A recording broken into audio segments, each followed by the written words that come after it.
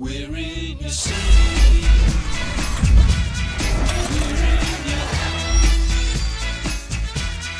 We got the choo-choo. We got your rose.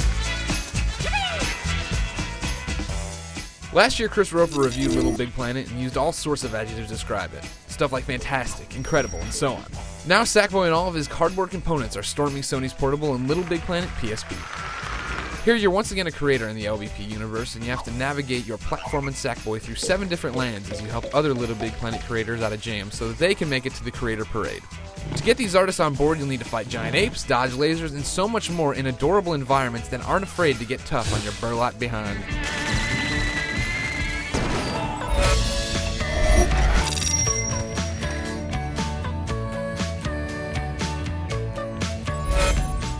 If you've played Little Big Planet before, the PSP version is going to feel like home to you, and that's pretty darn impressive. When you jump into Little Big Planet levels, you'll find sprawling environments for you to grab and jump through with bright colors, beautiful contraptions, complicated devices, and some really rocking tunes. This franchise has always been a platformer at heart, and hopping and grabbing works well here. The game is akin to a side-scrolling platformer, but there are 2 planes for Sackboy to exist on. You'll still get caught up on objects here and there when you're trying to go from one plane to another, but it's better than it's been in the past. Of course, this is a handheld interpretation of a huge console game, so fans will notice environments feel a bit empty if you're comparing them to the PS3, but they still look super good for the PSP. Obviously, creating your own levels is a huge part of Little Big Planet, but I had the game crashing me a few times when I was finishing up working on my level. It didn't matter because I'd already saved, but it was a bit disconcerting.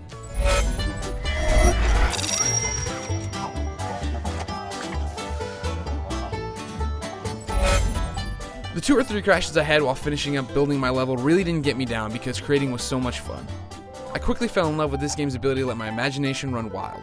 The creation system is definitely a bit clunkier than the PS3 version, and there is some slowdown when you're hovering through a massive creation, but none of this detracts from how awesome it is to be able to whip up a level on the bus or on the couch while your roommate watches TV.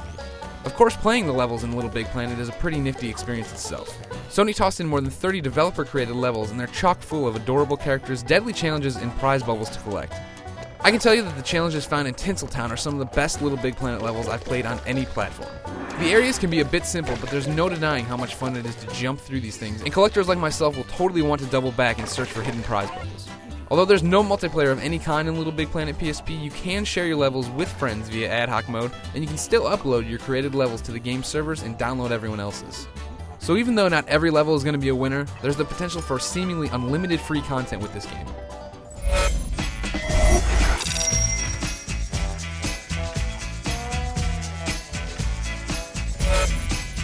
If you didn't like Little Big Planet on the PS3, you're not going to like Little Big Planet on the PSP, but that also means you're an idiot, so bugger off. Little Big Planet PSP definitely looks and feels familiar, but the levels are new, the challenge is here, and you can finally create your masterpiece wherever you are.